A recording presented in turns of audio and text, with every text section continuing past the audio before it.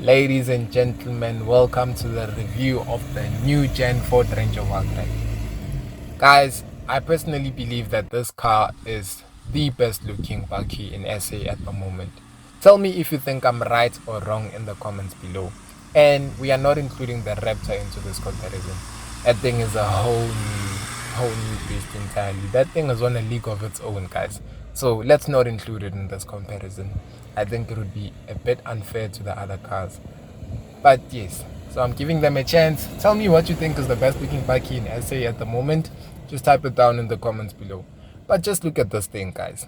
Hi, I'm sticking with the range. I'm not changing my mind. This car looks amazing, guys. No, it looks spectacular.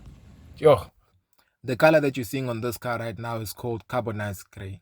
And personally, I would go for either this color, the white, or the black.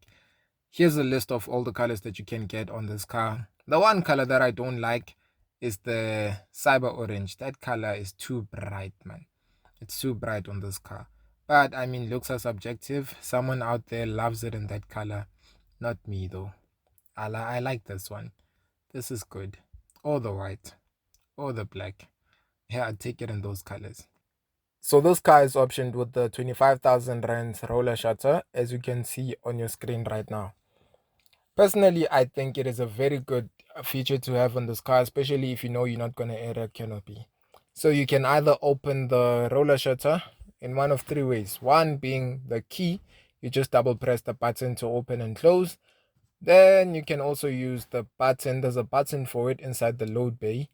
And also from inside the car, there's also a button that you can press there to open or close the roller shutter.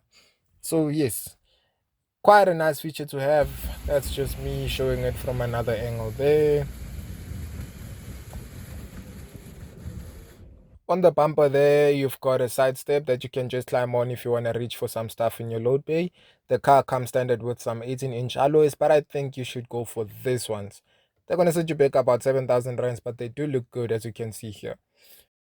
Going inside the Ford Ranger, when you open the door, you're going to get a nice animation there on your 8-inch digital cluster showing you a video of a Ford Ranger. That's quite nice. So moving on to your seats, you're going to get leather seats in this car, and they've got Wildtrack stitching on them to remind you that you're in a Wildtrack. The seats are electronically adjustable, and that's quite nice. Down there, you're going to get your light controls and your start stop button there. There's also a cup holder down there. I don't know if you noticed it. Then you get a 12.3-inch LED touchscreen, but for the sake of this review, I will call it a tablet because this thing is huge.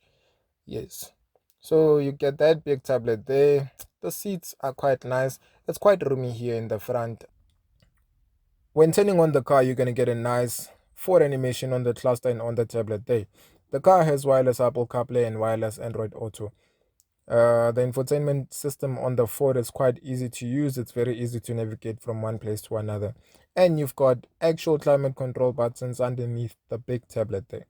So let's get into the features of this car. So this car does have a 360 view camera. You've got lane keeping assist, lane departure warning, fatigue detection, adaptive cruise control, and for added safety, you're going to get 7 airbags, unlike the 2 airbags you get on some cars. I won't mention which cars though. Not good. Oh, excuse me, guys, I've got a sore throat. So that there's your multifunctional steering wheel that's got basically all the buttons you're going to need to operate the system while driving. If you haven't already, please consider hitting that subscribe button and that like button. It's free, guys, and it's just going to help support the channel. Let's continue. So down there, you're going to get a wireless charging pad, a USB-C and a USB-A port. That's your gear lever, electronic parking brake, and your drive mode selector. Inside the storage there, that's big. You can store a wine glass there, as you just saw. And yeah, you've got plenty storage inside this car. I mean, I'm not complaining. I can't complain because there's really nothing to complain about. That's your 360 view camera right there, and as you can see, it'll show you all you need to see while reversing in and out of tight spaces. So getting out of this car, you've got a grab handle there to open your door, which is quite nice, and I haven't seen that in any other car before. Jumping into the back seat, as you can see, headroom is more than enough. Legroom is okay. It is a bakkie, so the seating position is not so good, but I was comfortable either way. So that's legroom again. As you can see, my legs do go under the seats, but it is a bakkie. It's not that big at the back. So for your rear passengers, you get a plug there at the back, a USB-A and a USB-C port. You've got air vents to keep them cool or warm in cold or hot conditions. And hey, I almost got out without the window test. Let's do the window test and see if the rear windows go all the way down. And yes, they do. So this car does pass the rear window test. That's quite nice. So to get out of the rear seats, you've got the same grab handle that you've got there at the front. So let's just look at the interior again from the back. As you can see, that is quite nice. Very clean as well. There you're going to get some auxiliary ports. I do not know what they are for. So if someone knows, please comment what they are for. I am not sure. You also have a place to put your sunglasses, which has actually been put to use. If you didn't know what that place is for, it's for storing your sunglasses, guys. Yes, so I did mention the car has a cup holder there in front, and there it is. To just make sure the driver has a place to put their Coca-Cola as they're driving, in case the two cup holders are occupied. So let's get to the specs of the car. You can either get this car with two engine choices, either a 2-liter bi-turbo or a 3-liter V6. This here is the 2-liter bi-turbo, and as you might know, the 2-liter version of the car comes in two variants, either a 4x2 or a 4x4. This here is the 4x4 version of the car. And this engine pushes out 154 kilowatts of power and 500 newton meters of torque, all being driven through a 10-speed automatic gearbox. Claimed fuel consumption is 7.5 liters per 100 kilometers.